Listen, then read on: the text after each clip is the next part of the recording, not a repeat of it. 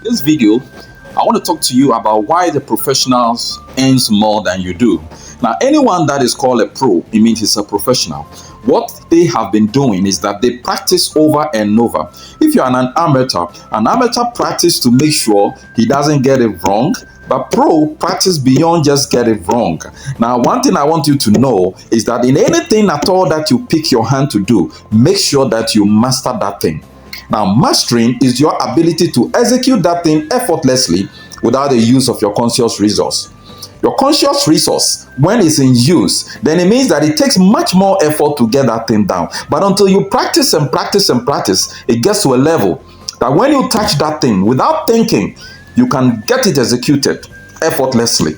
And this is what I'm asking you to do. Until you attain mastery, you can never break through. So get mastery and make sure that whatever you touch is done with a professional touch. Thank you.